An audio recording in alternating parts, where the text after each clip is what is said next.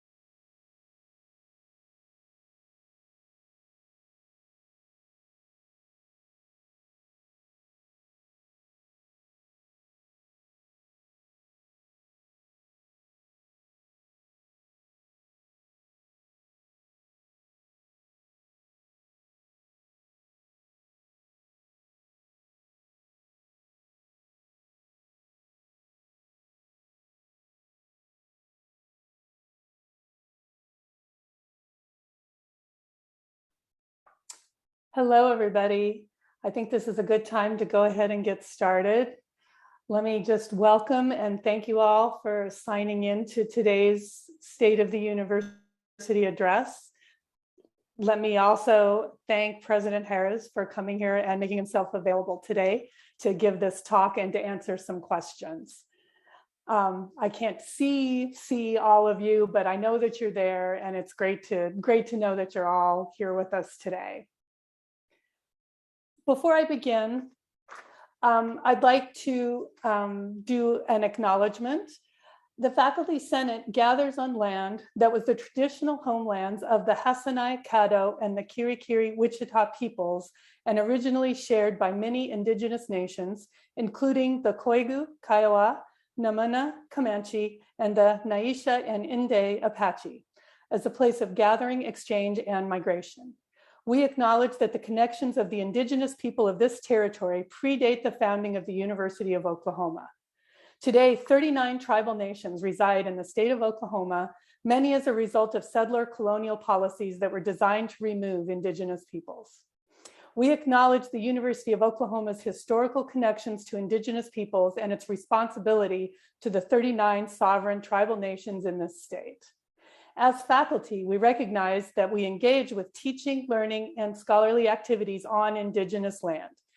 As such, we recognize our responsibility to support and honor the sovereign rights of all the 39 tribal nations in Oklahoma. This acknowledgement is aligned with our university's core value of creating a diverse and inclusive community. The Faculty Senate affirms that it is an institutional responsibility to recognize and honor the peoples, cultures, and histories that make up our entire OU community. Before we begin today's event, I'd like to let everyone know that the event is being recorded. It'll be available in a recording form online as soon as we're able to complete the editing of the transcript. We'll try for either Thursday or Friday for it to be available to you all. I'd like to also quickly jump in because one question that was sent to us had to do with why we were holding the event online rather than in person. And the reason for that is just that we as an executive committee understand that risk from COVID accumulates. The more people you are around, the more different people you're around, the more your risk goes up. This event seemed like the opportunity to reduce some exposure. So we decided to hold it online. Let me also tell you a little bit about the agenda for today. President Harroz will begin by making his State of the University address. After that, Chair-elect Hambright and I will ask the questions that we collected from you all. As always, we kept the language used by the questioner when possible, with the exception that when questions were repeated, we phrased ourselves a combination question so that we would just ask the question one time. Also, some questions were edited lightly for brevity and clarity. The questions sent to us by the deadline will also be posted on the Faculty Senate website. If there's time at the end, we will post questions that come to us in the Q&A feature of this webinar. So go ahead if you have a question that hasn't really been addressed at some point, go ahead and you can post it in the Q&A and we will get to it if there's time. Let me also let you know that the president will get a copy of all the posed questions or all of the questions that come to us, even if we don't get to them before the end of our time here today. Okay, that's enough procedural information. It's time for me to turn things over to President Harroz. So Joe, it's all yours. Thank you very much. Keri, appreciate you a lot. And my apologies for the video not being on. I was listening to all of it. I just didn't have permission to be on. So heard all of it and thank you. And just wanted, before I get started walking through this, thank you, the entire Faculty Senate exec. And I've had a chance the last 2 years to work directly with not just you as chair, but Amy Bradshaw and Joshua Nelson, and of course, look forward to working with Dave. I know Kalinda and Anthony on this call as well. For those that don't know, I've got the privilege of meeting with Faculty Senate exec every 4 to 5 weeks, and they're remarkable in the amount of time and energy and effort they put in. It's true leadership. We were in a lot of contact this weekend. And appreciate. I know a lot of it's not seen, but the Faculty Senate exec and especially the chairs in those roles do stunning work, and I'm grateful to have them as partners, especially during unusual times like these. So a huge amount of gratitude to you, Keri, and to the entire FSEC. Thank you all.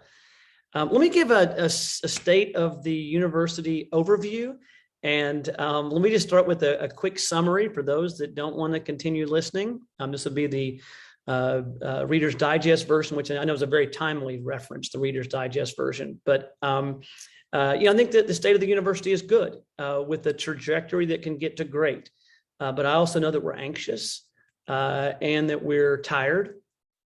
And there's a good deal of reason for optimism. To me, that's sort of, when I thought about what are those words that sort of describe it succinctly, this is the third state of the university I've been privileged to give. So began this, 2 years ago, but for each of these three, there's been a state of anxiety that has been pervasive, that's attached in a macro way. 2 years ago, there were drama and scandals and rampant cuts. And I was an interim, and I was the third president in less than 18 months.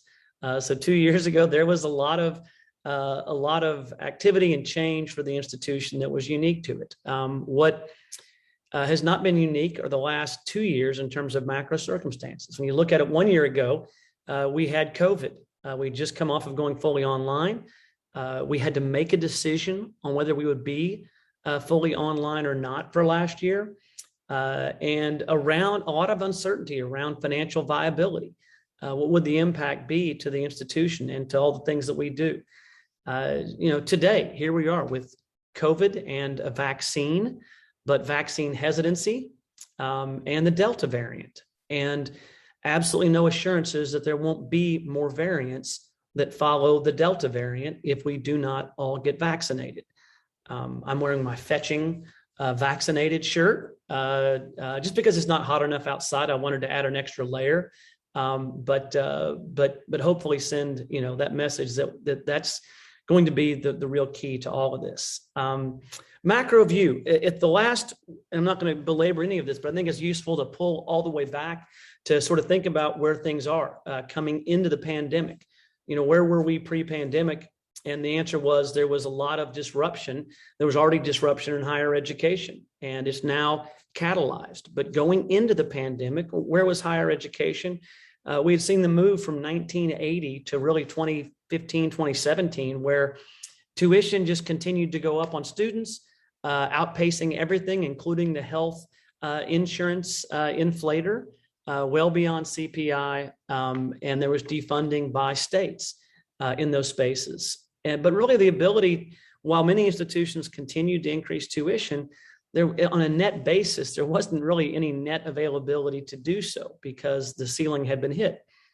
We know that sitting here in, looking at 2025, birth rates are such that in 2025 nationwide, there will be 15% fewer first-time eligible for college direct from high school students. And that's an important number that is out there for us. And, importantly, pre-pandemic, OU was like a lot of, like most of higher education, not directly dealing with the disruption that was taking place in higher ed, and instead dealing with it by having a balance sheet and debt that increased.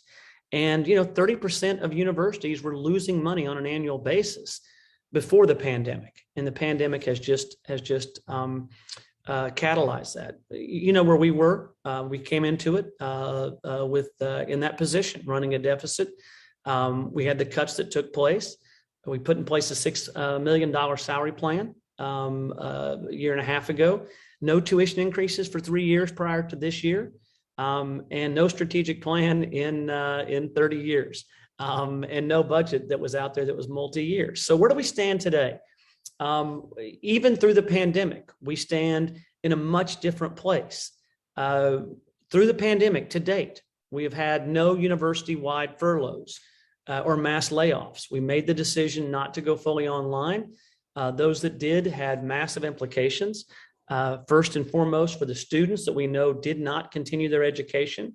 Many were disrupted. Some we know will not continue, but also the impact institutions that measured in the hundreds of millions of dollars, setting those institutions back and losing a stunning amount of talent that they'll never get back because of the mass layoffs and furloughs that took place.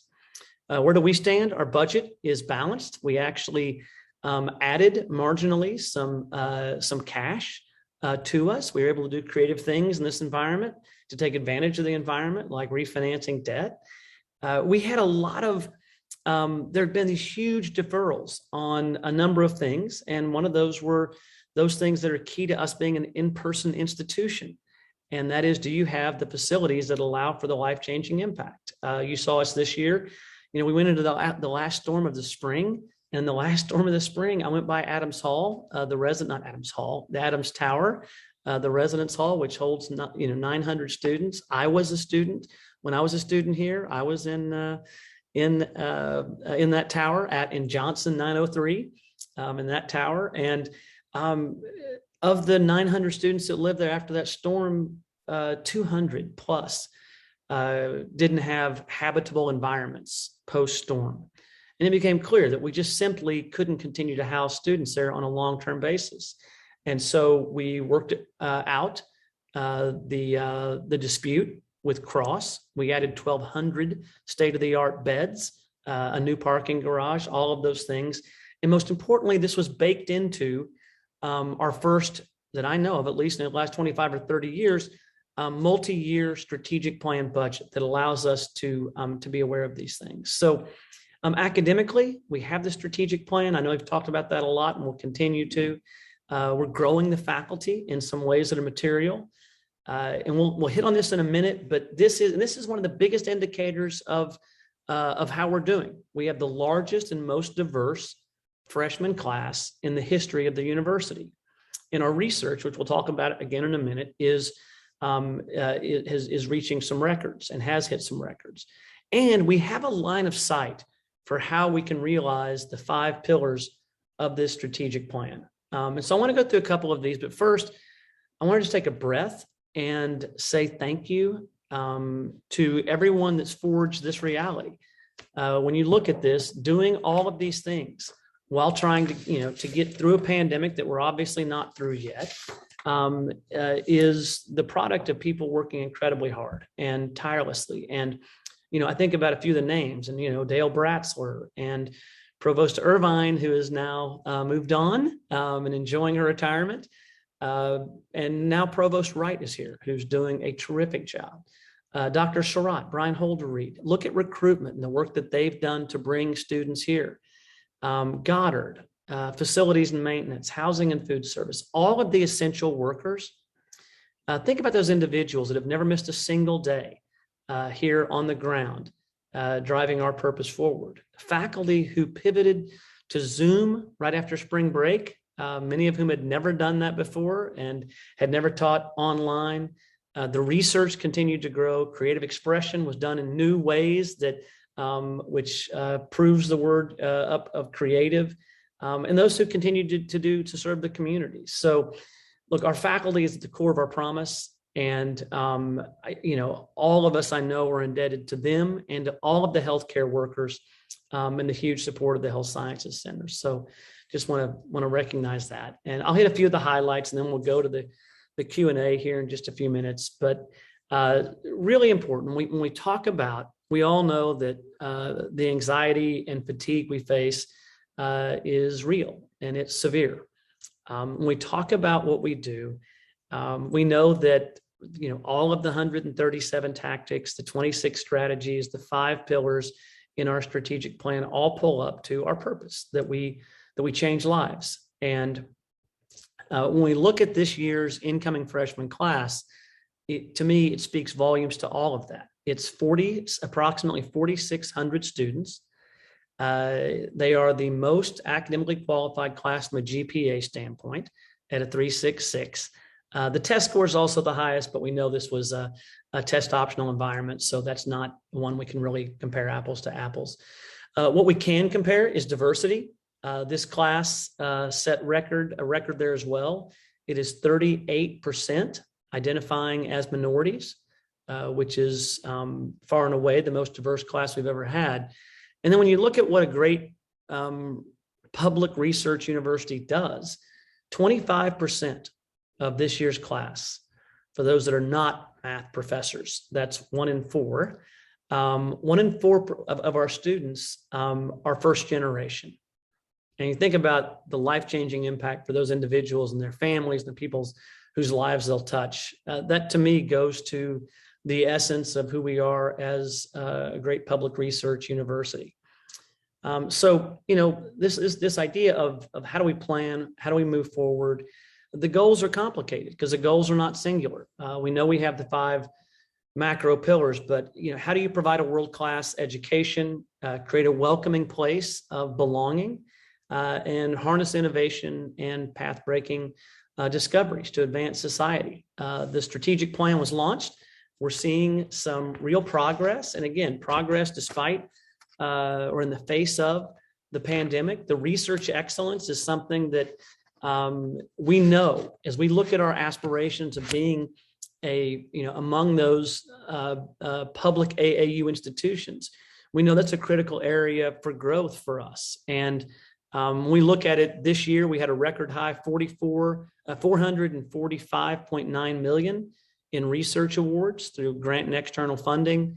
And that's a 21.85% increase over the previous year. Really excited about bringing Provost Wright on. Tomas Diaz de la Rubia continues to do great work. We have our research pillars. I know that all of this is at ou.edu/lead on, but we look at those instead of doing everything, this idea of what are our 4 critical strategic research verticals. And we have aerospace defense and global security, the future of health, society and community transformation, and of course, environment, energy, and sustainability. So those are all available. You can read up on those at ou.edu/research-Norman. One area I want to talk about briefly that I know seems at times a bit far removed and sometimes a bit opaque, but one of the big highlights that took place on July 1, now just over a month ago, was the merger of OU Health. And that is really positioning us and the state with the first truly integrated and comprehensive academic health system. We took the hospital that had been privatized and separate. They've been run by a for-profit company where the profits were going out of state instead of staying in state to help drive our mission of healthcare research and training in the health sciences, instead of exporting it, in that case, to Nashville, where HCA was located and all of their shareholders, and then having the hospital distinct from the physicians practice group and all the providers is now merged under one leadership team.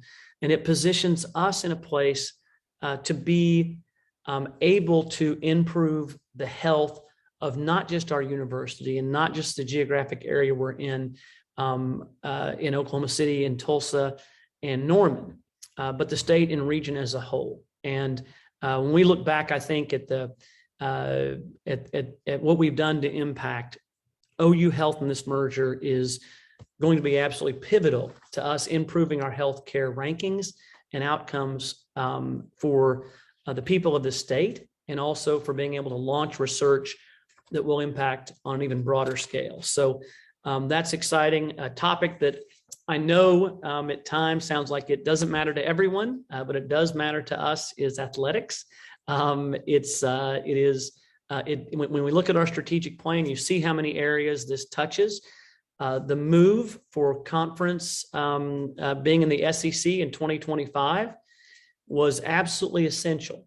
And it certainly drove a lot of media attention, as we know it would.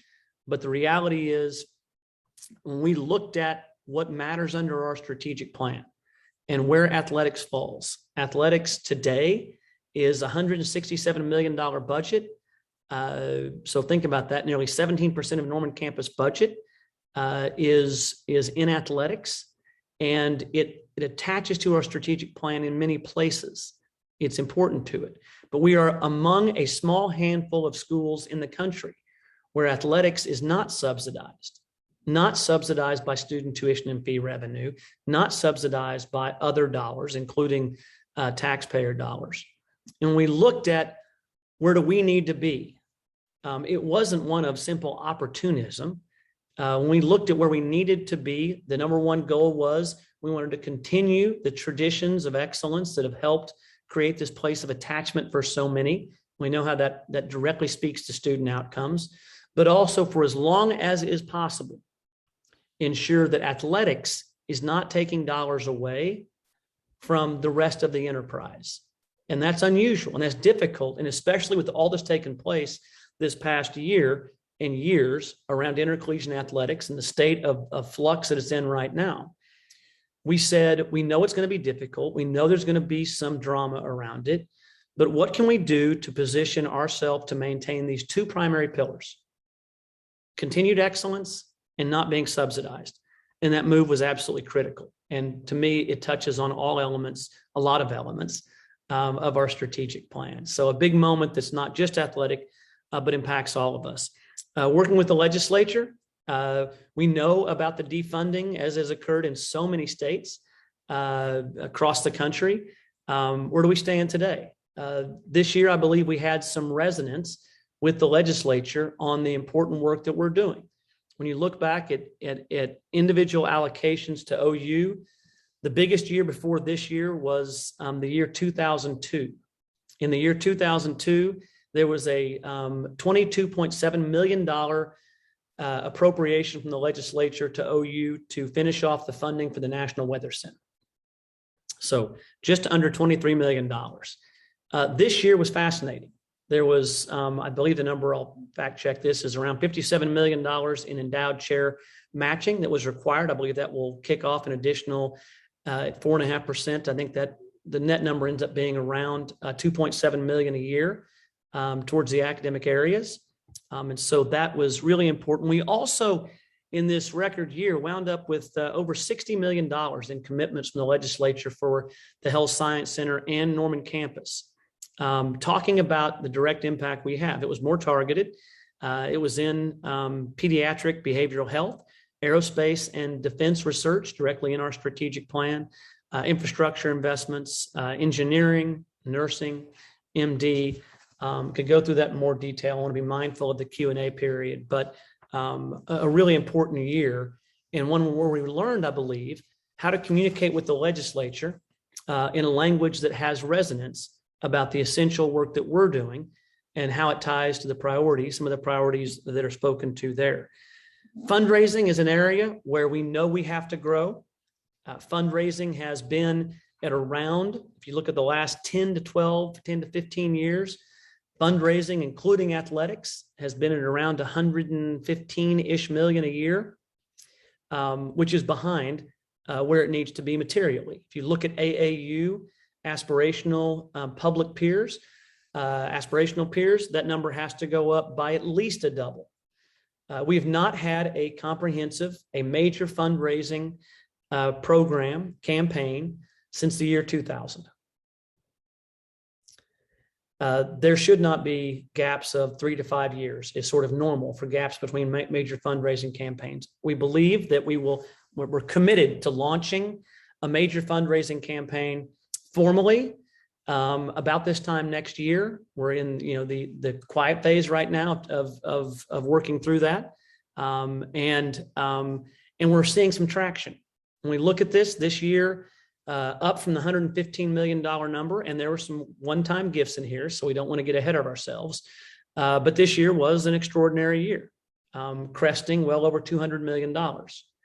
Again, we saw that $45 million gift that was in there. That was a remarkable gift. We have another announcement coming later this month to talk about, but we have to get to a position where we're raising well over $200 million a year. We need to be doubling where we have been on average over the last 10 years to be able to help drive our dreams, which I, in summary, call our strategic plan, to be able to drive that forward. And in there, we name in our strategic plan those critical elements. And for the first time, we talk about our priorities. And in there, we say our number one priority for raising money is need-based scholarships. When we talk about what makes a great public research university, it has to remain accessible and affordable. And, to that point, we did not raise tuition for 3 years. We raised it this year, 2.75%. And so this balance of excellence and affordability, part of this is we have to be successful in raising money in a way that we have not over the last 10 to 15 years. And we have Amy Noah, we restructured that entire area, and we are pressing forward in ways that I believe and know will show the kinds of benefits we need to drive our priorities forward. One other area before I get to the closing on this and we turn to Q&A, I know that I've been speaking for a while, but when we talk about how do you grow the pie, right? How do you not just cut your way to being more affordable and to excellence? Obviously, there are diminishing returns on that. It really comes down to a few things. One, we need to grow the size of our class. The goal this year was to grow at 3.5% under our strategic plan and the budget. We've done that. Next year, that number drops to about a 2.5% growth. Would love to see in excess of that. We have to obviously, and I know some of the questions will speak to this, we have to make sure we have the faculty and staff to do that, but that's a big part of it. The other is, and there are other elements that attach to that. One of the things that is both, the only thing that is both a strategy and a tactic is of the 137 tactics, the only one that's also one of the 26 strategies is online, is our focused online programs. And these are right now focused in the online graduate space. We said that we want to be, by the year 2025, the regional leader. And there needs to be accretive in every sense. And we're seeing real growth. The student body is more diverse than our student body that we have in our in-person university. Across the span of diversity, it is there. we're reaching students that would have never been able to pursue their degree in person, and certainly not an advanced degree. Some of the statistics are compelling. We've had over 2 million clicks on the OU online website, 2.9 million Facebook posts. But we set a goal of just under 2,400 enrollments for the fall of 21, just under 2,400 students. That would have been a 25% growth from last year, and we've achieved it. Greg Garn, OU Online as a whole, has done that. We have 42 online programs, 4 new this fall. We grew it from 18 million in revenues to 30 million, and we're touching the lives of so many students that are there. One of the first programs in this area I was a part of in the law school, a part of witnessing what took place. And some of my favorite student evaluations to read are the Masters in Legal Studies online, and it's in Indigenous peoples. When you read the stories from the individual students and their evaluations, it's stunning how it changed the lives of the individuals and their nations and their communities. It really is stunning. So that's just another example. As we look at where we are today, there is so much to be excited about, so much to be grateful for. I want to close in talking about COVID. I know there'll be a lot of questions around COVID. It is central to all of our thinking right now. Everyone is concerned and tired and anxious. There is so much concern. As we look at this, the context for it is, we know the Delta variant is surging. We also know that there will be other variants. And that as we think about how do we move forward for the life-changing experience that we have, that we provide, the question is, how do we do this? And how do we weigh and balance individual safety, the mitigations that can be put in place, and the need and our belief that in-person matters, and recognizing, and it's not to disparage online. I've taught, in person and online. Those who have taught online, you work with an instructional designer, and there's all sorts of work that goes into that.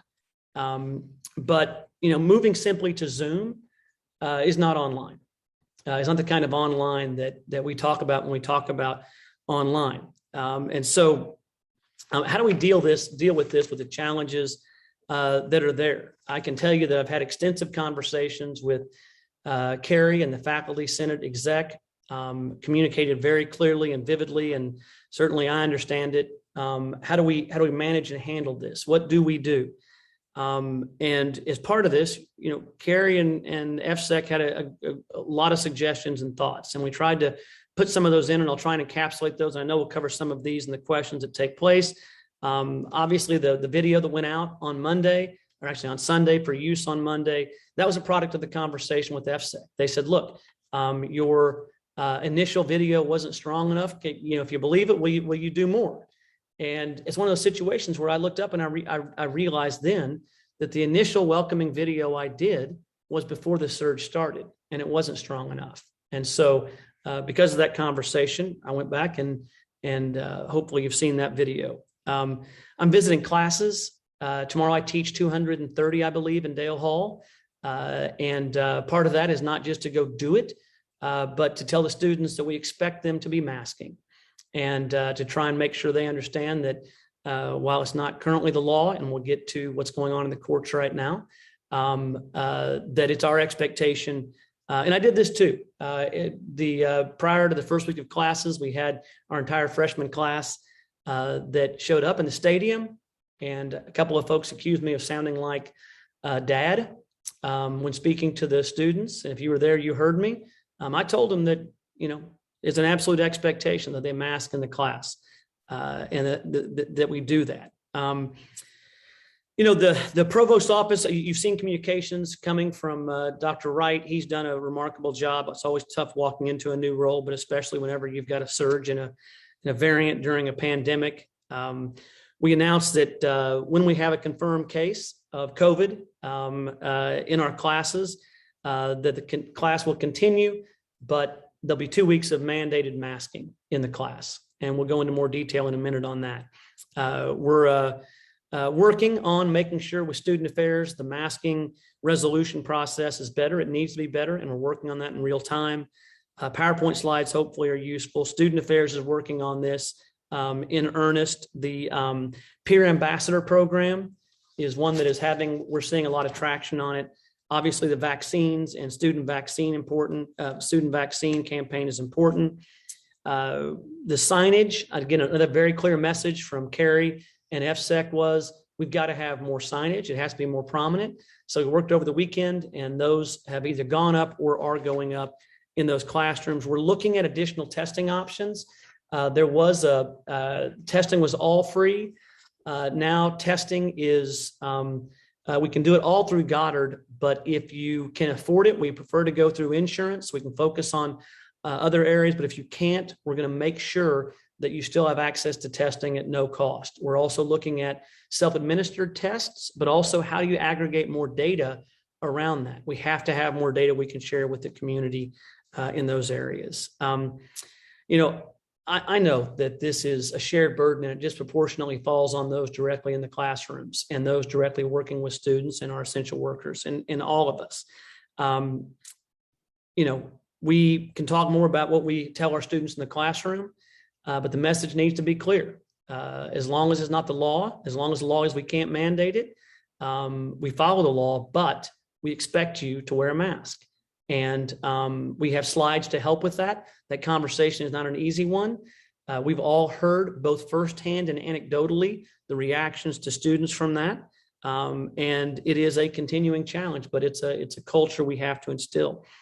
The one thing that's really encouraged me is the initial vaccine data and the trajectory of it. When we look at our vaccine data, you heard in the town hall that came before this that our June numbers on the student survey for those that were not freshmen, one or more shots was at 73% of our students were vaccinated.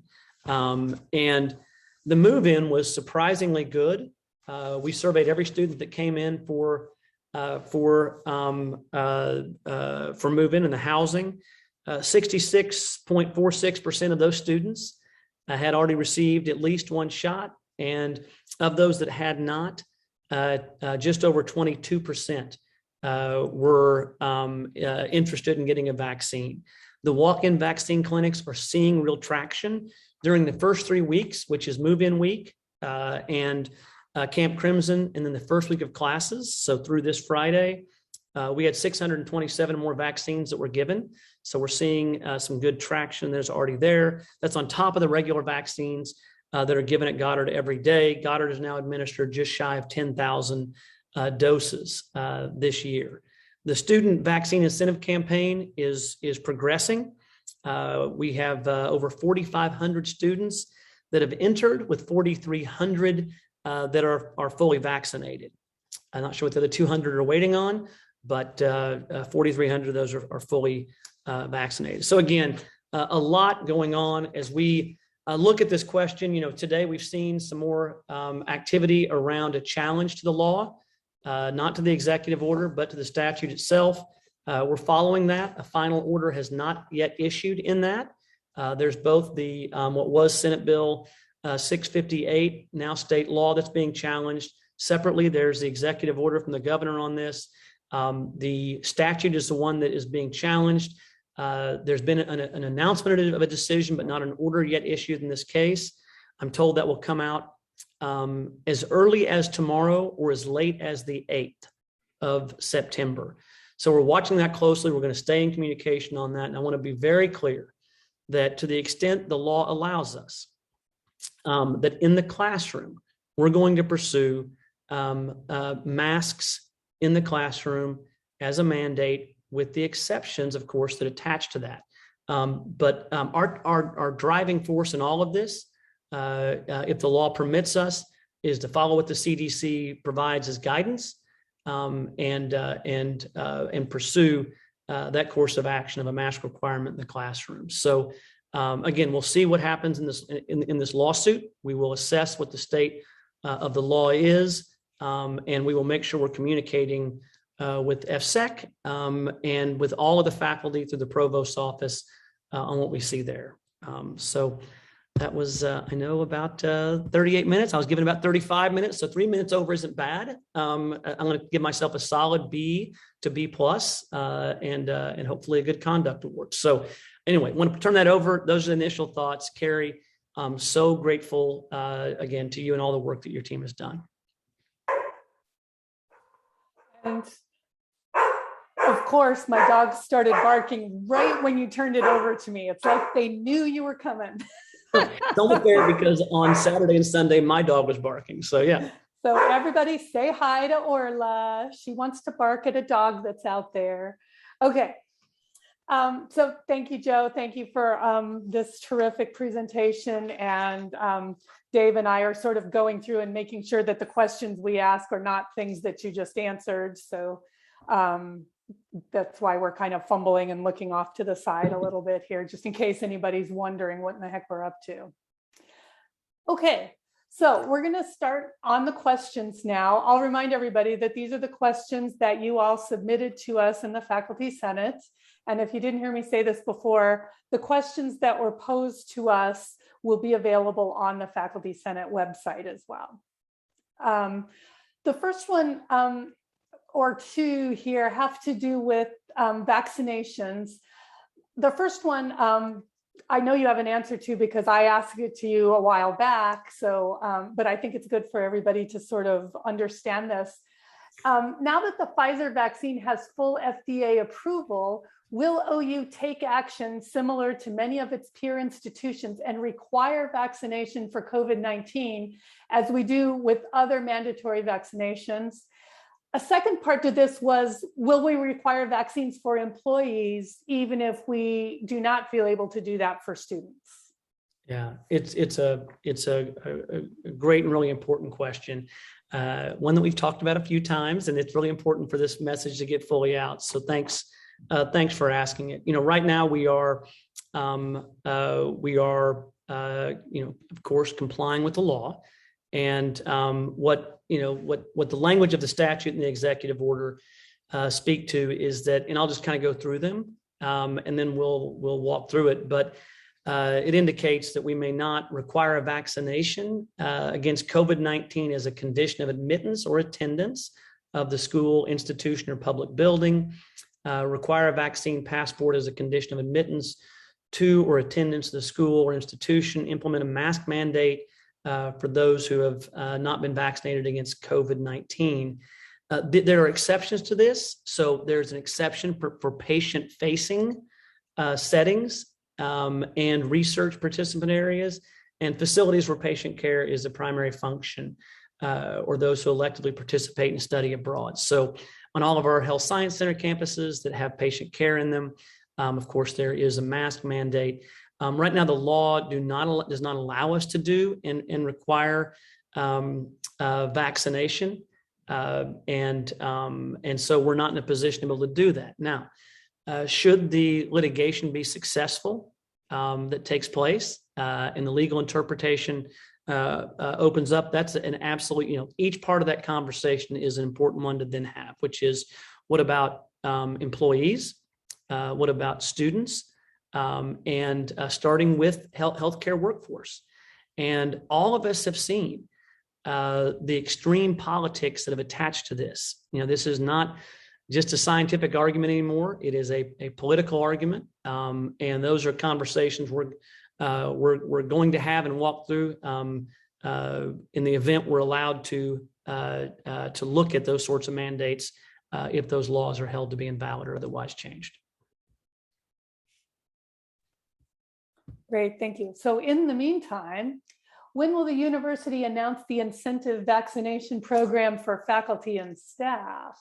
Yeah, that is a work in progress. The student, and I say that sounds like a very bureaucratic answer. We'll get an actual update on where that stands. We wanted to focus first on the student piece. It's interesting how many students, and I think all of us have probably I know we've all had these conversations with students. It was interesting on move-in day. They would kind of look at their parents, a number of them, when they were taking out and filling out the survey.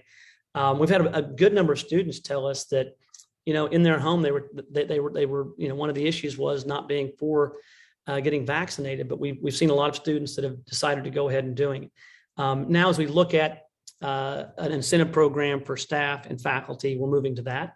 And we do see it's a driver of behavior. And as you can tell, I'm heavily pro-vaccine. I'm almost eligible for my booster, and I've set a date on my calendar to get my booster. So it's something that we want to not just have, but also incentivize. Look, as we look at this, and I know we have questions we want to get through, but so much of this is so dependent upon us getting vaccines. We have to get to a threshold percentage, right? Somewhere between 70 and 85%, now closer to 85%, we have to get to for us to be able to not just get through this Delta variant, because there are going to be other variants, but for us to be able to get past all the variants and be able to be in person in a way that allows us to continue to move forward in the way we've wanted to. So everything we can do, we want to do, and incentives as a part of that is something that we immediately jump to for students, and we're looking to now for staff and faculty. And this is also where if you have ideas, and we all read in lots of various things that work and don't work, please bring those forward. Thank you. And full disclosure, I'm on that task force that's doing the employee vaccine drive. So I know that it's heading your way. Right. All right, Dave, you're up with your questions next. Sure. Hi, Joe. Do love the shirt. So as faculty questions, many of these are multi-part, so I'm going to try to go through these. This next set of questions has to do with testing. You've addressed this a little bit, but I think the question will give you an opportunity to be maybe a bit more clear on some of the specifics. So here's the question. So the faculty member who submitted this question, am hearing that students are having trouble getting COVID testing. Goddard is oversubscribed. And given how important timely testing is, what is the plan to address this? And then related to that, why did OU suspend the free testing on August 11th anyway? Yeah, important question. So much of how we address this is where do you put resources and when? And as we've, prior to the surge in the Delta variant, we made a conscious effort to move as many resources as we could from testing. We were focused on vaccines, and then the Delta variant began to surge, and we realized we had to go back and increase testing. So part of this is trying to make sure that you're applying resources in each of the key places. And so it'd be easy to kind of rush over this, but the reality is prior to August, we were making this move to push everything and all resources into vaccines and deploying that. And that's what our intelligence was telling us. That's what our advice was. And then, of course, Delta began to surge. And with that surge in the Delta variant, we have to have the testing and the data. And I'm telling you this whenever you and Keri were the ones telling me this over the weekend. But we have to have the additional testing. So, Goddard, they've been doing absolutely hero work. I want to also add that one of the resources we've had during both testing and vaccines have been the Health Sciences Center. Every one of the I say 7 colleges, I'm not sure the graduate students have, but of the 6 other colleges at the Health Sciences Center, all of them have sent students down here to help with the workload. But Goddard's been doing, they are absolutely been phenomenal. They have been really stressed out for a long time from a resource standpoint. But we are now redoubling on testing and also gathering the data for that testing. So now, as of August 30th, all faculty, staff, and students can receive a COVID test through OU Health Services. Now, if the individual has insurance and will file it, it is helpful from the cost side to have the cost of that COVID test covered by insurance. If they cannot afford it or do not want to do it, no one's being denied, and they'll get that COVID test. We're also looking at the self-administered tests. Now, if you were happen to be around during the housing check-in for our freshman students, as you walked through Lloyd Noble and went through each of your stations to get your room and everything associated with that. One of the stops was a set of COVID tests that could be a 2-pack that could be administered by themselves that were offered for free. The data gathering from the self-administered in that way isn't the best. So we prefer to give them ourselves so we can have, obviously, protecting patient health information. We really want to be able to track that information. So giving out the free tests that are self-administered isn't as good. But obviously, if you're trying to figure out if you've got COVID and you want to know quickly, that is an option too. So it's going to be a combination of the COVID testing at OU Health Services, and we are working to get more of these tests. The price has dropped. I think that the test price now is either $20 or $25 for a pack of 2. That's for the self-administered, but again, we prefer to be able to track it so we can watch our numbers. Thanks. So that leads right into this next bit, since we're back to testing and collecting the data. So the next question or questions, what are the indicators that we'll use to determine when the OU community does move classes to online, if that ever comes to fruition? And what is the threshold that will move the crisis into another level of threat risk? So how will those data be used to assess those types of decisions? Yeah, I mean, in so many ways, this is the conversation we were having. This is Groundhog's Day, isn't it? I mean, these are the same kinds of conversations that we were having this time last year. And part of the complexity in all of this is, this time last year, we hoped that we didn't know when there'd be a vaccine, but we hoped, and a lot of us assumed, that once we had a vaccine, everyone would take it and we would be done with this pandemic. It's bewildering to me, and I speak just for myself, but it's bewildering to me that everyone's not wearing one of these T-shirts. Not just because of the obvious fashion benefits, but because that's how we defeat it. And so, if we believed that this surge was going to be the last, it's a different conversation in a lot of ways. But what have we learned since last year? And what are we learning in real time? Part of that is we're not at herd immunity through vaccinations. We've learned that as long as this path continues and we don't get vaccinated, there are going to be other variants. We've learned that there's a real human cost, both to those that aren't vaccinated and to those that we've all had individuals in our family die from COVID. All of us have been touched by that. I lost my father that way. All of us have been touched by the ravages of this pandemic. As we look at this and we ask ourselves, how do we deal with this? We have to pull all the way back and say, well, what are those things that we know and what's our purpose? And as we look at this, the realities are that we will likely have other variants, that people are not getting vaccinated at a fast enough rate, and we have to change that behavior. That if we go fully online, then students will not come and continue their education. And there are real consequences to that. We saw the incredible spike in mental health care issues that were associated with the isolation that came from being closed, from being fully online. And so we cannot look at one side of this and say we want to get risk-free on one side. To ignore the other side of the equation is to not look at the problem, to me, from 360 degrees.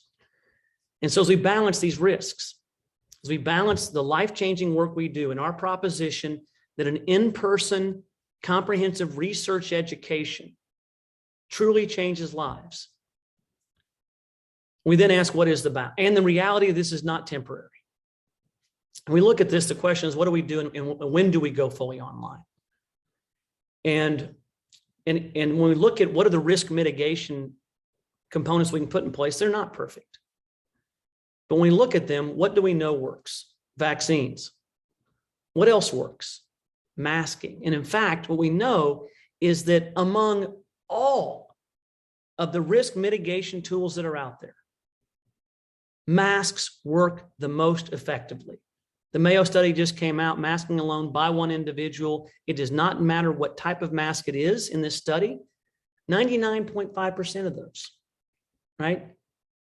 Right? Huge decrease in transmission risk. That's before you get a specific type of mask, or you're going to be very safe putting on the surgical mask, which are now widely available. We have over 1 million of those that we purchased.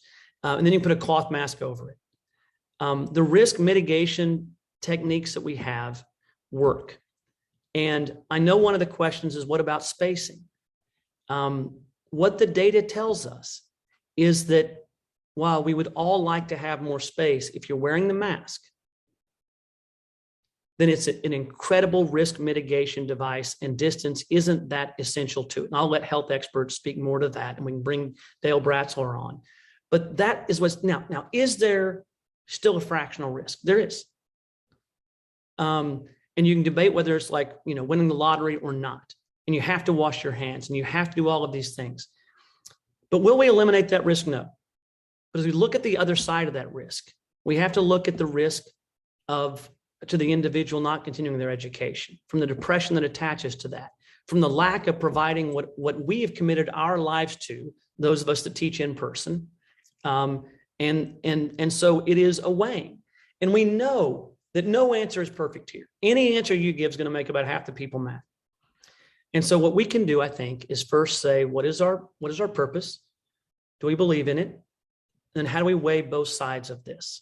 And as we look at this, to answer your question more directly, when do we go fully online? The answer is that the indicators we have to see are going to have to get more. It's going to have to show us that masking doesn't work. And I realize, and I'm a proponent of masking being mandated in the classroom. But as a teacher, and tomorrow, I'll be wearing my mask. I've been vaccinated. And if I'm really concerned, even though I hate teaching with 2 masks on, I'll wear both of the masks. And so what are those things we're looking at before we go to online? And look, we could have a variant where masking doesn't work.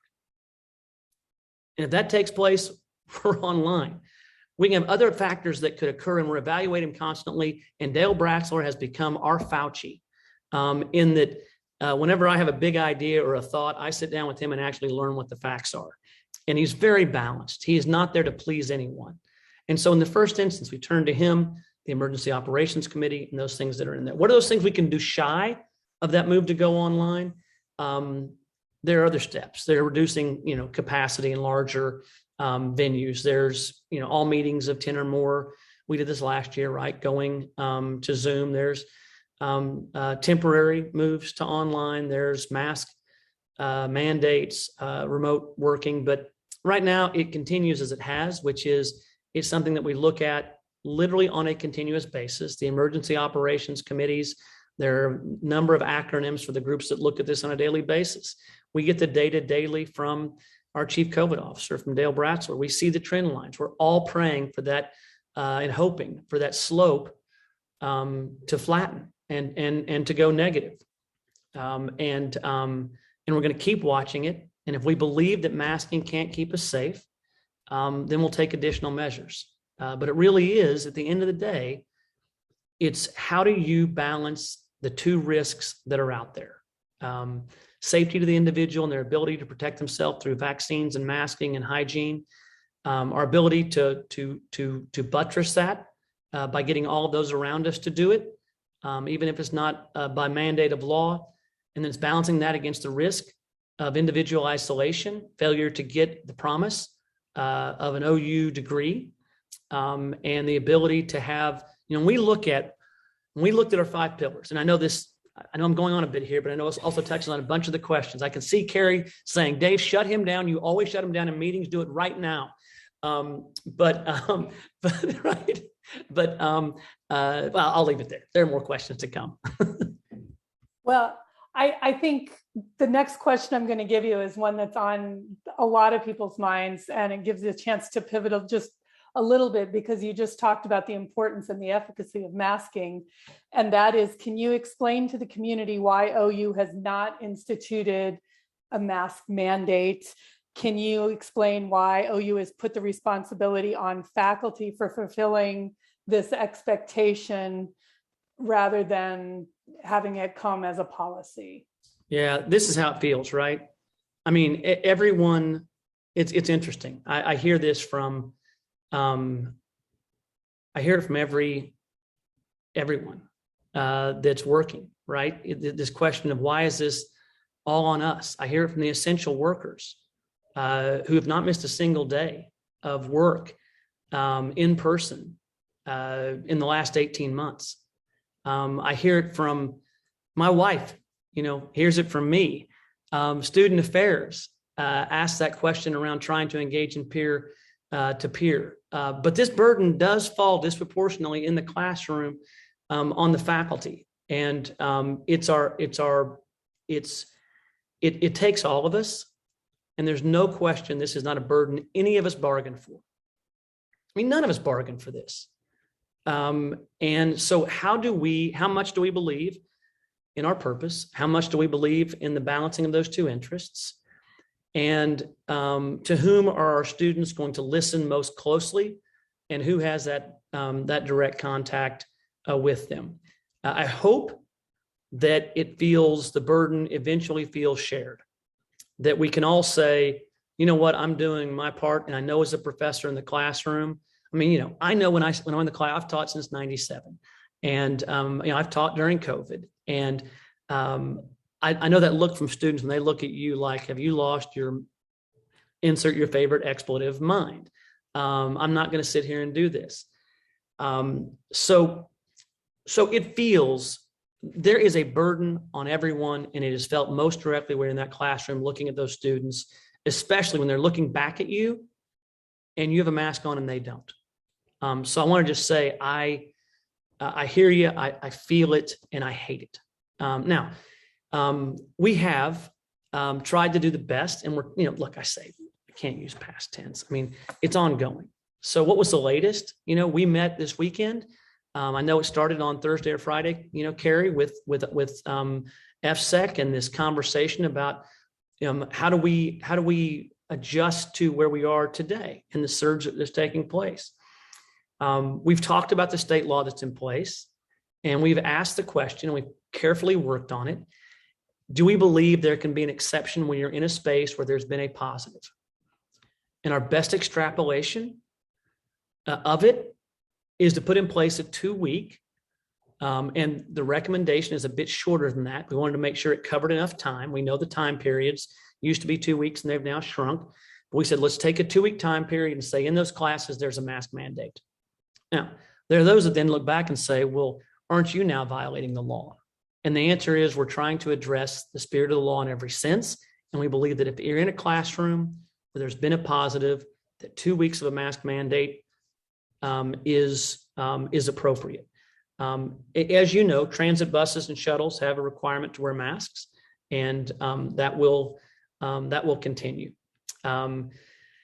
So, the reason we've not instituted it yet is we're trying our best to follow the law, and also try and balance that with protecting and public health and trying to be safe. And so it's an imperfect balance, but it's one we're trying to strike.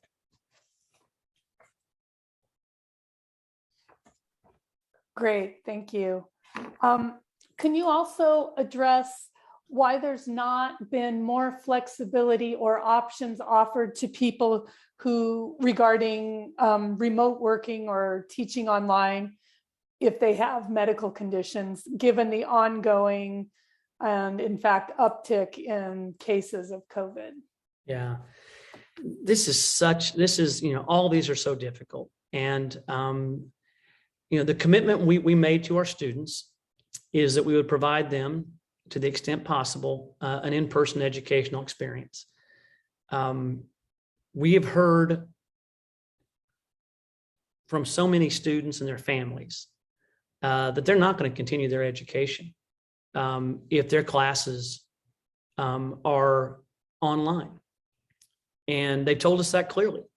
They're going to either go somewhere else, or way worse, they're not going to continue their education because it's not what they bargained for.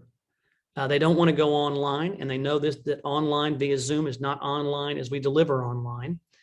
Whenever it's able to be done through the right kind of curricular design. Last year, students knew it was an emergency. They knew we didn't know what would work necessarily to keep them safe and ourselves safe. And they were okay with the bargain net. They came into this year and were very clear. And the students said, and I say this broadly, obviously it varies greatly, but a very large number of students and their parents said, we believe in the life-changing experience of an in-person experience, but we're not signing up for being moved to Zoom. And so the question is, and it goes back to the previous answer, when do you go online? And we answered that, and I'm happy to address it again if need be. But to the point, we also said, look, and I had colleagues and friends who are professors that said, you don't get it. I have a spouse. Let me give you an extreme example, but it is representative. I have a spouse that I live with. I individually, Joe, don't meet the definition under the Americans with Disability Act or FMLA to be able to go to be accommodated. But I have a spouse or a partner who is immunocompromised, who in one instance, they have just gone through, right, they're going through chemo and radiation. And they said, I cannot come into my house after being in a classroom. And the answer is that is a extreme and serious case that we need to deal with individually. And so the approach was those that are able to deal with these at the ground level need to be the deans working with the chairs to determine if there are individuals that fall into these special circumstances. And working with Andre and the deans, there was a decision made going into the first week of classes, and this is continuing. If you have one of those circumstances, we need to know about it because those are special and those are unique, and we'll address those as they come in and as they can be reported in. So we don't want to just stick to the technical definition of whether or not you meet the requirement for an accommodation of going online. We want to try and balance these. And so the feeling is at the local level, if there are special circumstances in your household, or if you individually have comorbidities or issues that make you especially vulnerable, we want to know about those and we want to try and address those. We just don't believe right now we can go to a wholesale elect into whether you want to be online or not based upon just your own desire or feeling outside of those special circumstances. It's not ideal, but that's the best thinking around the approach at this time. Cool. Okay, so we're going to move a little bit into a slightly different topic, but still the same topic. We're going to focus on large classes. And the next three questions have been touched upon by several of the messages coming out of Evans Hall. And I think Mark Morvant's town halls are also hitting some of these questions, but just faculty are wanting to hear some answers here. So this one faculty member says, I teach a class of 250 students and maybe 25% are wearing masks. What will we do with my class when I get COVID or am exposed to COVID? What if a student in my class tests positive for COVID? And have you considered having classes, perhaps those over 100 students online? You've answered that one, I think, quite well. Or having maybe a mask mandate in those classes. And of course, that could change when we get the ruling tomorrow, of course, as well as 658. Yeah. But big classes are the big concern for faculty. Yeah, Dave, thanks. Yes, and I should have given credit where credit is due. You know, again, there wasn't adequate signage in these classes, and we are hopefully remedying that. Hopefully this 25% was before the efforts of this weekend. Hopefully that number has gone up. It's one of the reasons I want to go teach in large classrooms and visit. And I know there's a number of us who'd be happy to go visit a classroom and help with that conversation. As we look at this, you know, we have to have, you know, I think first of all, in a class like that many students, If there is a positive, then the professor has the discretion to make a mask mandate for 2 weeks. And as long as this surges, those classes, and this is a big statistical move, Dave, so it's a big jump for you to follow personally, but right, the odds of that being a positive and being able to go mask mandate go way up. Instructional continuity is critical here. Again, if an individual is uniquely at risk or they are in an environment where someone that's in their household is, we want to have that conversation. Keri made the comments at the beginning about larger classes. This very Zoom meeting being an example of where, you know, the decision was made, put it on Zoom. We do have to have instructional continuity for each of these. If an instructor themselves comes down with COVID and they're not teaching online already, then you know, there's a protocol. I know Mark has, I don't want to step on all the questions. I know there are protocols. Mark Morvant obviously has covered all of that. And if we need to, we can bring in an alternate professor for a little while if the individual can't come and teach and can't do it remotely. But I know it's not ideal, but I do hope we can help mitigate this and provide relief, especially, you know, we know we get 2 weeks at a time if there's a positive in the class. Thanks, Keri. Okay, this is touching on something that you said a little bit earlier about also the importance of physical distancing. Given the current CDC guidance on physical distancing, I was wondering why the university is not reducing classroom capacity to allow for distancing. Well, let me just ask that, and then I have one more, but one at a time. Yeah, absolutely. This is, you know, this has been part of the conversations we have with Dale Bratzler, with our, you know, Chief COVID Officer Dale Bratzler, is the physical distancing going to help us? And is that a change that provides a net material benefit? Because there's no question there are marginal benefits, and statistically you can decide whether those are valid or not in terms of materiality. But in that conversation, you know, there is reference to this Mayo Clinic study where individuals that wore masks, the spread of the particles were reduced by more than 99.5% plus, single mask regardless of mask type, and that the distancing wasn't really the effective mitigation strategy. It was the wearing a mask and not the distance.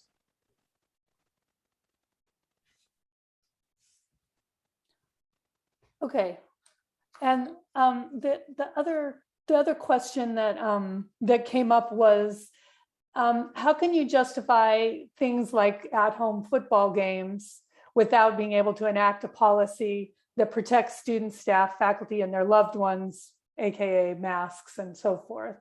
So, I'm maybe putting words in the questioner's mouth, but what I'm envisioning here is, you know, classes. Maybe we have an argument for that, but what about other things, in particular, tailgates and then football and Yeah, I mean, this is one where I think it goes to the previous answer about what we do is life-changing, and it involves us being in person. And so as we look at it, masks work, vaccines work. The most effective of the two in terms of avoiding transmission is the mask. You know, I look back at last year when we didn't know what would work, and I'm still absolutely thankful and grateful that you know, even in our healthcare setting, where the patients were not wearing masks and carried infections because they were there to see a doctor in many cases for such an issue, when the provider wore a mask, there weren't cases of transmission. And so as we look at this, and I realize it's no fun to wear a mask when you're outside at a tailgate, but the question is, how much of the in-person, on-campus, life-changing experience do you change? And if you're vaccinated and if you wear a mask, can you impact that, at least individually? And our belief is that we have to look at it from both perspectives and try and balance it. And so that's the justification.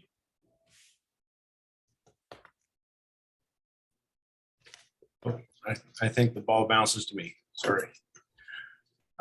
So This is a question you've probably received time and time again. And I think we know the answer, but we don't know the answer. This is the way I would put this. So the question is, why has OU failed to challenge SB 658 and Governor Stitt's Executive Order 2021-16 in the courts? And why is the university not taking the advice from its own law school faculty under 658, it is possible to institute a mask mandate for students and not just the unvaccinated? Yeah, no, I read what my colleagues, those I think it was 7 or 8 or 9 colleagues wrote, and we're looking at the law itself, the spirit of the law, the reality that we know there's going to be an executive session or a special session coming up with the legislature. And as we look at this, the law is being challenged. We saw today a ruling that we'll learn the specifics of here in 1 day to 1 week. So the challenge has taken place. Regardless of who raises the challenge, it's going to apply to everyone equally, and we'll see the results of that. So we will get the benefit of an understanding of what the result of that legal challenge is. And that will give us the guidance we need. And that's certainly far better than any legal opinion, is to find out what the court rules, and we're going to know that shortly. Cool. Okay, I've been told we're pushing time here, so I want to move away from COVID a little bit and give you a chance to talk a little bit more about the strategic plan. So, and these are related. You've touched on them a little bit, but I think faculty are interested. So the lead-on plan outlines an ambitious agenda for the next several years. The plan will require adequate resources to accomplish. How is the university creating capacity at the university level, as well as within colleges, for us to maintain business operations and move forward strategically? And I'll go ahead and add to that. The lead-on plan also calls for regular faculty raises. You can expect there's a lot of interest on this webinar. When can faculty expect to see a raise, and how frequently might those raises occur? Yeah, I'm going to object to a compound question and ask you to restate the question. No, sorry, I was invoking a prior career. That's a really dense set of questions, and I love some of the wording of that, right? I mean, let me try and make sure I know you'll keep me honest on this. Let me try and break out the key elements of that. A strategic plan, the strategic plan is ambitious, and it cannot be satisfied without an increase in resources, both to the institution and by way of human talent and resources, and all of those that go to support it. And so that's the reason that, to me, this question is the perfect question. If someone puts together a strategic plan and then doesn't tell you how they're going to fund it, right? If there's not a budget associated, that's the reason I think it's honestly, it's not genuine or real to have a strategic plan that doesn't talk about a multi-year budget to fund it, right? I mean, it came into this and there was absolutely zero plan to how do you replace, and let's just pick on student housing because it's an important part of our student experience. When 200 of the 900 students in a tower can't go back into it because there's been a weather event and it's going to occur over and over again, you can't just say we're going to grow. The answer is, where's the money going to come from? And what does your capital expenditure look like? What does your operating expenditures look like? And so we've done that, put together this 5 to 7 year budget pro forma and said, here are the resources necessary. And it turns on several assumptions. We have to closely monitor them every single month, right? Which is, how are we doing? And the biggest variables in there to can we grow is, what does the size of the class look like? Are we growing in terms of student population? Because when you just look at the overall budget and you say, okay, our budget's $1 billion, Norman campus, we have already talked about athletics being $167 million, right? We know where grants and contracts are, so a couple $100 million of that. There's $105 million from the state, and then there's $450 million-ish from students. So you're going to have to grow the student piece, and you have to also look at tuition and fee on a net realized basis. And then if you do grow in those areas, if you don't, you've got to adjust and you got to be honest about it. If you do grow it, then where do those resources go and how do you allocate those? How much goes to capital? How much goes to human talent? And that goes to this question of raises. That's an important piece of that for all of us. And the answer to that is under the plan we have, we would start biannual salary programs. And we're trying right now to address those that are, especially in the faculty, who are the most off of standard. But regular faculty salary plans, the goal, assuming we can keep all this on path, is to start that 15 months from now. And they'd be biannual after that. Now, this requires decisions that are really dynamic. You have to grow the class, you have to control expenses. We continue to talk about things like benefits and how we address those and have honest conversations about how we handle them. We're not doing anything this year on that point, but I do want to talk about healthcare in just a minute. I know we're getting tight on time, so I want to lay that out there. But it requires a disciplined approach that is honest, where we're monitoring it together. And when there are big changes, we talk about it, but we're clear about where we're investing, and that has to be in human talent, not just new people coming here, but making sure faculty compensation is enough to retain and attract people. I'd like to say a lot more, but I can see you and Keri giving me that look.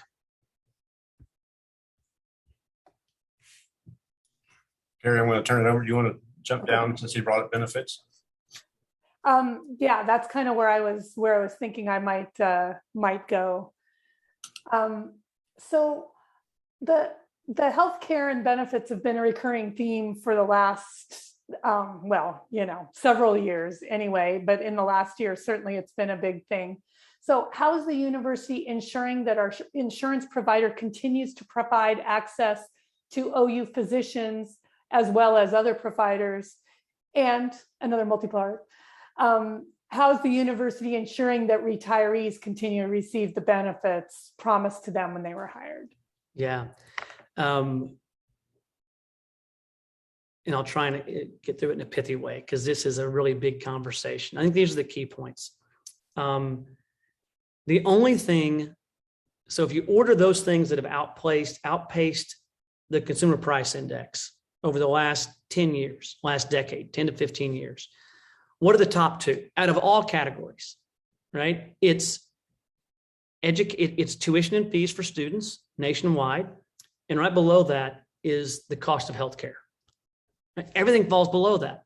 Of all the baskets that I know of, at least major baskets of inflation. So this question of how do we handle healthcare is a really big one, and it has two effects. It's not just how much do we spend each year on healthcare, but the way the accounting works, the unfunded liability, the retiree legacy piece, sits on the balance sheet of the university and is an issue we'll talk more about later, but is a huge element as well. Where do we stand this year? In there, you talked about two things. One of those was how do we make sure we have access to OU physicians and other providers that we want?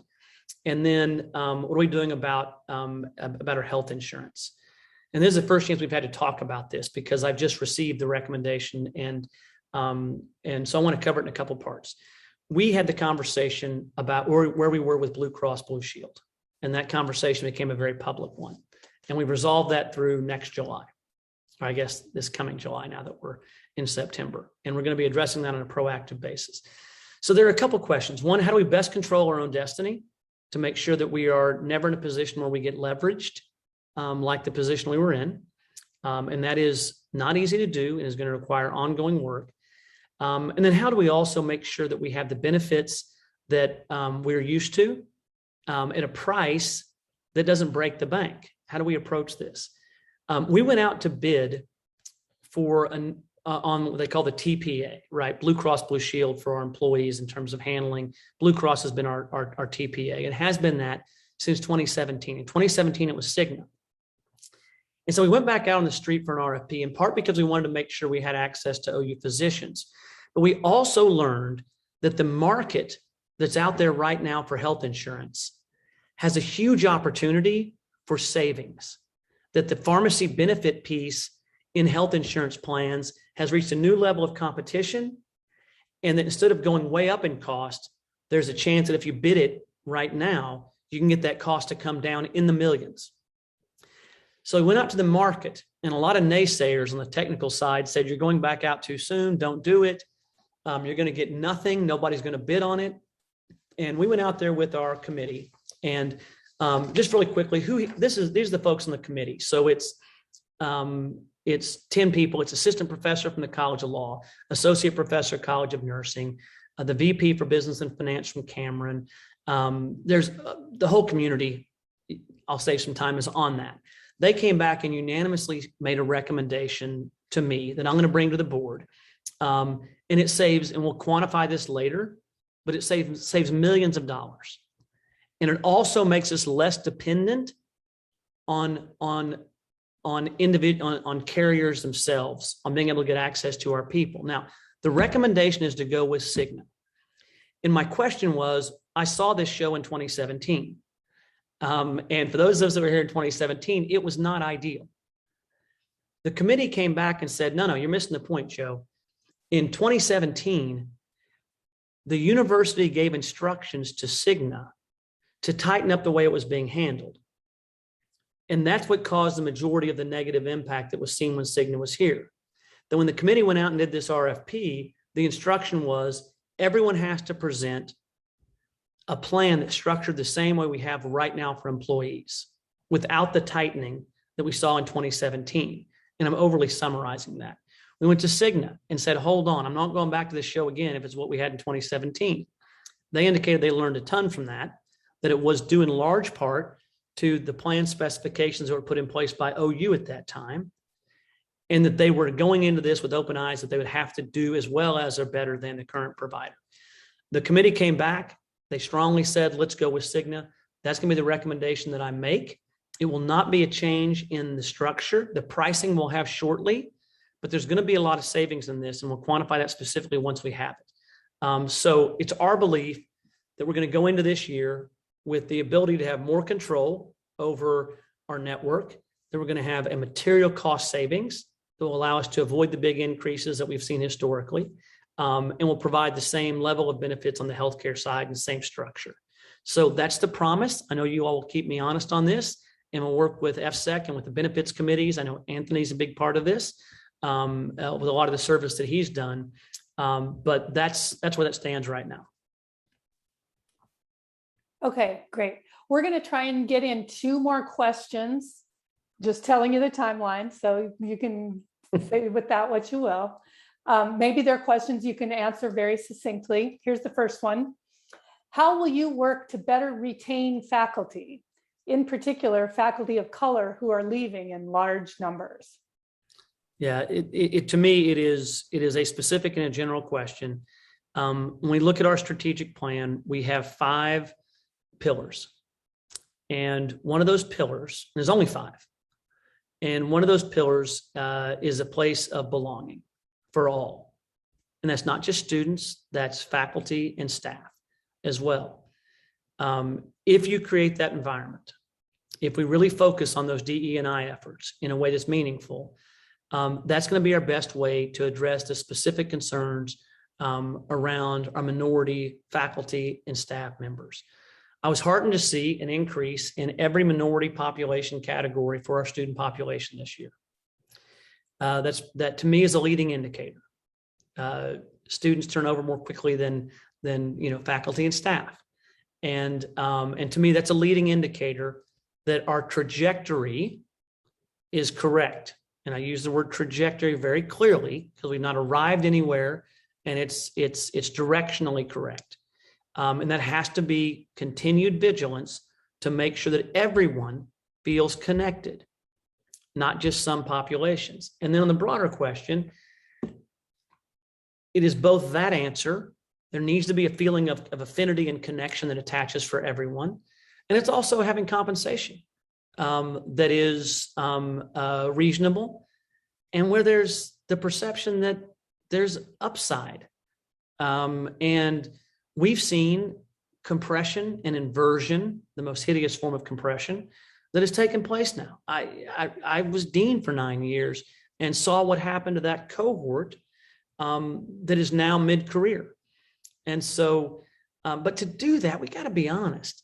and say, we're going to have a regular program and we're going to make the hard decisions necessary to make sure that we are attracting and retaining faculty, which are at the heart of our strategic plan, in a way where their compensation is not just fair on day one when they commit to come here, but that it continues to be so. And that means that in an environment where we know state funding is not going up on a net basis, we know there's pressure on tuition and fee revenue that we've seen aggressively since 2017, which means we then have to say, okay, how as a community do we fund this plan, which includes regular faculty and salary increases? And that means none of us can only look at this through one lens and say, what's best for me? We have to say, how do we lift it all up and engage in those difficult conversations and those honest conversations in a way that says, here's what we want to achieve.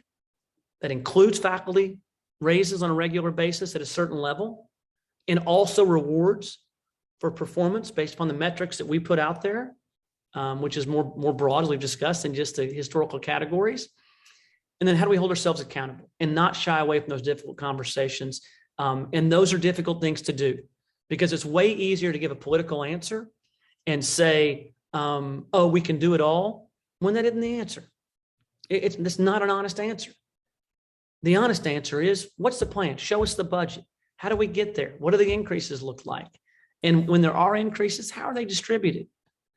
And I'm reminded by Anthony all the time, let's make sure we engage the right committees to make sure there's input, not just after the fact. And that's an area where I've got to do better to make sure these conversations are occurring in that way. So was that one question or two? That was more. All right, I will give the next answer in less than 30 seconds. Okay, so I bet you can't, because this is we saved the easiest one for the end. So you mentioned earlier about improving relationships with the state legislature. So this question comes from a questioner who thinks that the university's response has been kind of tepid on this issue. So the question is, why hasn't OU called the legislature's bluff and strongly endorsed teaching critical race theory in all courses, wherein doing so strikes the professor as reasonable? Yeah, I would refer to my statement I issued after this. I caught a lot of attention for it. It's a specific statement on how I feel about it. There were 12 bills, I believe. 12 is the number, bills filed on this. One passed, and I made a direct statement on this that expresses how I feel about it. And so it's a matter we're always looking at. Freedom of expression. There are a lot of rights that take place. First Amendment rights and the special application to academic freedom is at the very core of a university. My statement speaks to this. I'll always stand by it. I will always defend the First Amendment and the academic freedom that emanates from it, that attaches to and is the foundation for our universities. Okay, thanks, Keri. President Harroz, thank you so much for coming to this event and for answering these questions. Those of you who are here still on the call, we didn't get a chance to answer even all the questions you had sent in advance, and we didn't get into the Q&A much at all. But do know that we are going to collect all of these questions. We're going to forward them to President Harroz, and we'll also take a look at them and try to have some conversations about them when the Faculty Senate Executive Committee next meets with President Harroz in the future. So thank you all for sending all of these questions as well. They were fantastic and interesting, and we really appreciate that. Joe, do you have anything that you would like to say just to wrap up? Yeah, I'm honored to be your colleague. Know the Faculty Senate Exec is a partner and is challenging in the most constructive way. And I'm grateful to be a part of the community. And I know that this is one event. Know these conversations are ongoing, that I'll continue to work with the Faculty Senate and Faculty Senate Exec. I'm here if you need me, and I'm grateful to be a part of this community. Great. Well, with that, we will wrap up this webinar. Everybody go on and have yourselves a great rest of your Wednesday. And I look forward to seeing you all passing in the, in the quad on campus. Thank you. Thank you so much.